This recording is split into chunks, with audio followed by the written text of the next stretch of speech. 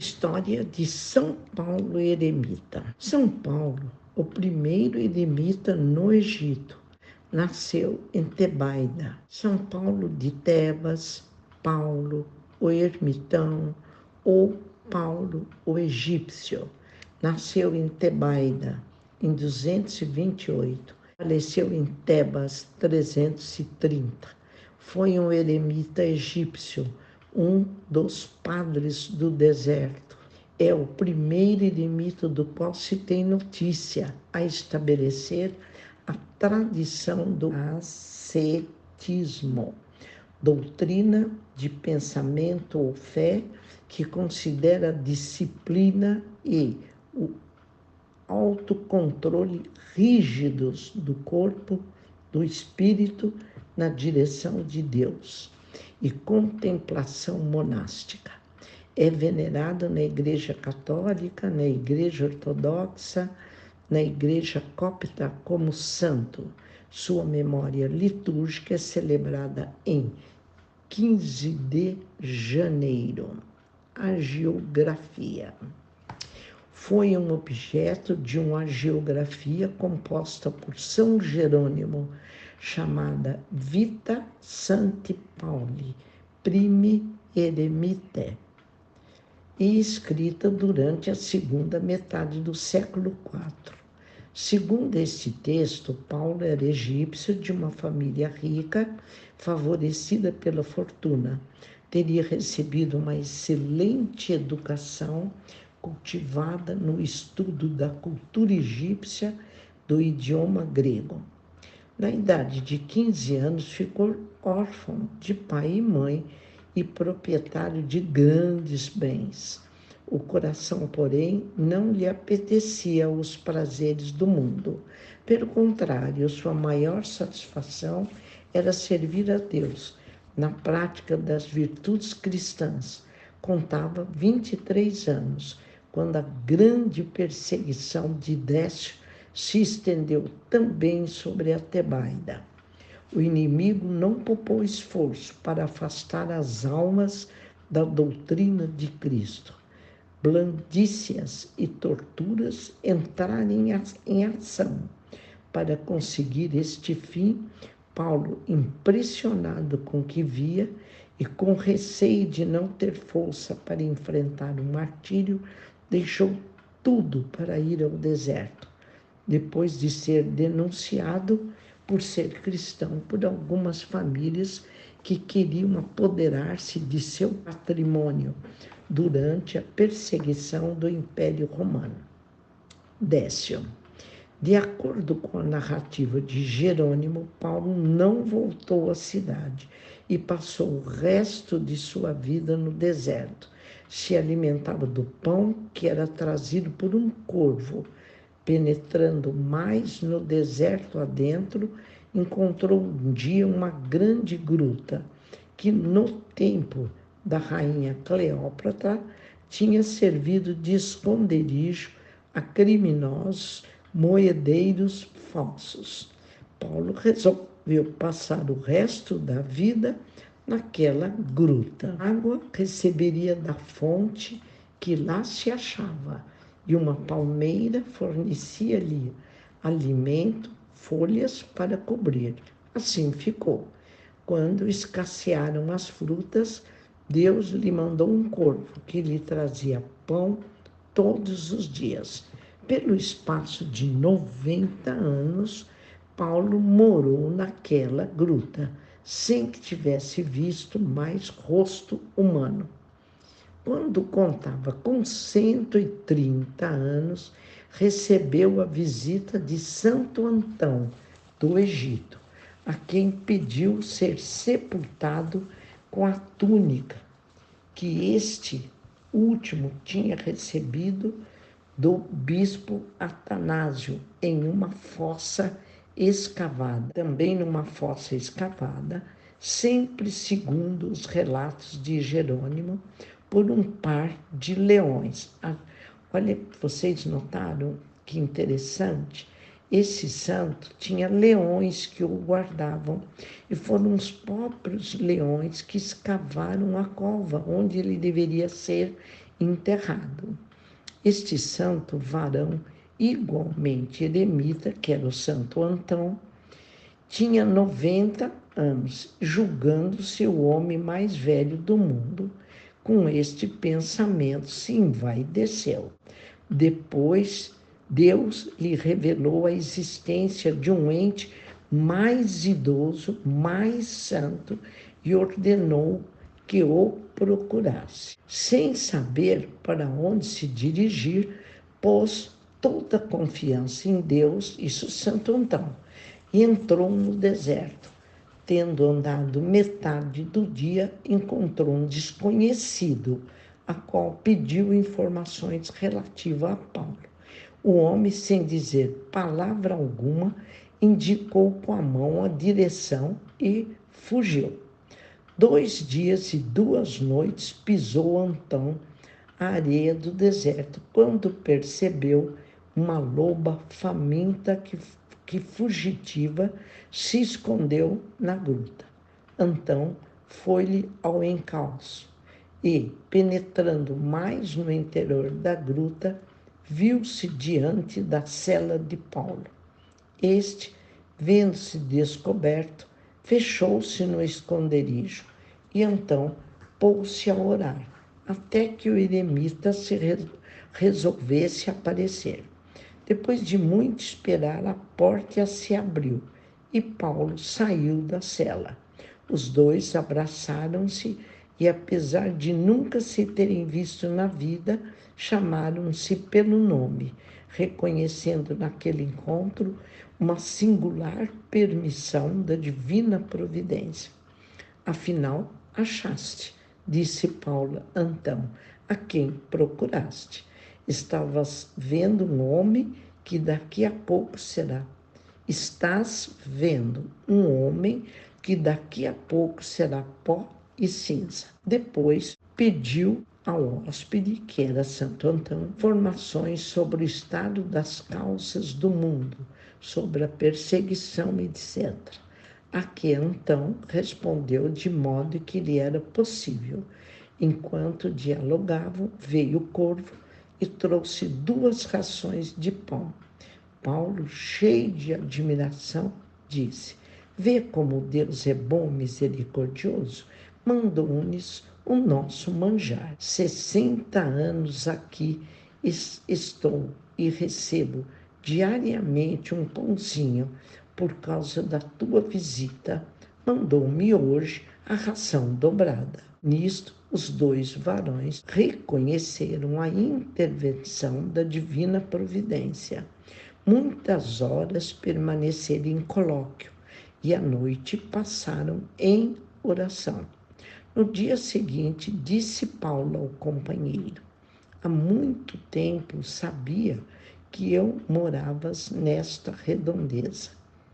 Estando eu no fim da minha vida, Deus te mandou para dar sepultura ao meu corpo. Então se entristeceu com esta palavra e pediu ao santo eremita que, indo para o céu, o levasse consigo.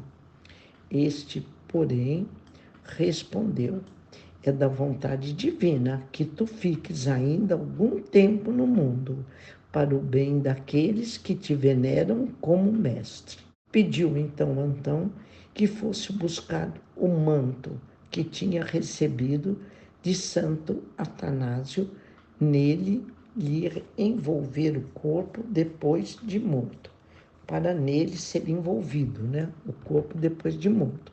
Assim fez para que então não fosse testemunha da sua morte, para mostrar. Ele não queria que então não fosse testemunha da sua morte, para mostrar o grande respeito que tinha ao grande bispo, que tanto sofrera em defesa da fé. Então foi apressadamente cumprir a ordem do santo eremita. E a pergunta dos irmãos de hábito, onde se tinha demorado tanto, respondeu: ai de mim, pobre pecador, que muito injustamente levo o nome de monge. Vi Elias, vi São João no deserto, vi Paulo no paraíso. Nada mais falou. O medo de não mais encontrar com vida o eremita Paulo não o deixou demorar-se no convento. Tomou o manto de Atanásio e com ele pôs-se a caminho para a gruta. Antes de chegar, viu a alma do santo varão, rodeada de grande esplendor, subir ao céu, acompanhada de anjos, profetas e apóstolos. Impressionado com a visão, continuou a jornada, até chegar à morada de Paulo. Ao entrar na gruta, um quadro singular se lhe deparou. Lá estava Paulo, de joelhos, com os braços em cruz, a cabeça elevada ao céu, imóvel. Se então, ao princípio, julgava ver o santo homem em oração, logo se convenceu de que tinha um cadáver diante de si. Imediatamente dispôs o necessário para dar sepultura ao defunto. Envolveu o corpo do companheiro no manto de Santo Atanásio, como desejara. Para fazer uma cova, viu-se embaraçado, visto que não existia instrumento nenhum com que pudesse remover a terra. Deus veio-lhe em seu auxílio. Da floresta próxima vieram 2 leões, os quais, com grandes uivos, se deitaram aos pés do cadáver, depois de terem assim dado sinal de gratidão. Escavaram na terra uma abertura assaz larga e funda, para nela poder-se sepultar o corpo do santo eremita. Então rezou sobre o defunto e sepultou-o. A única roupa que Paulo possuía era uma túnica feita de folhas de palmeira. Então levou-a como lembrança preciosa e dela se servia só nos grandes dias de festa. São Paulo, segundo o cálculo de São Jerônimo, morreu no ano 347, tendo a idade de 113 anos. Na iconografia cristã, era representado junto a Antão do deserto, com o corvo, os 2 leões e sua túnica feita de folhas de palmeira. Nesse santo católico se inspira a ordem de São Paulo, o primeiro eremita, monges paulinos, fundado na Hungria no século XIII, pelo beato Eusébio. Posteriormente, durante o reinado de Luís I da Hungria, o relicário de seu corpo foi levado clandestinamente desde Veneza até o reino Magiar, onde foi rendido culto, primeiro na capela real do palácio da cidade de Buda. A partir do dia 4 de outubro de 1381 e posteriormente, em 14 de novembro, foi levada ao mosteiro da Ordem Paulina, o qual se converteu no centro de muitos peregrinos húngaros estrangeiros que honravam ao santo. Nessa época, o relicário da cabeça de São Paulo ainda estava no castelo de Karlstein, na Boêmia, até que, em 1523, os checos o entregaram ao rei Luís II da Hungria. E em 23 de maio se uniram pela primeira vez, depois de muitos séculos, os 2 relicários, corpo e cabeça. Logo após a invasão turco-otomana, em 1521, poucas relíquias de santos conseguiram ser salvas e levados a lugares seguros. É desconhecido o paradeiro exato dos restos de São Paulo e se presume que foram destruídos. Oração a São Paulo de Tebas. São Paulo de Tebas, que tiveste uma vida totalmente consagrada a Deus e que junto dele gozas as alegrias do Senhor, nós dos mistérios do terço aqui estamos para lhe pedir sua intercessão junto ao nosso Pai, que nos proteja de todos os perigos existentes no mundo.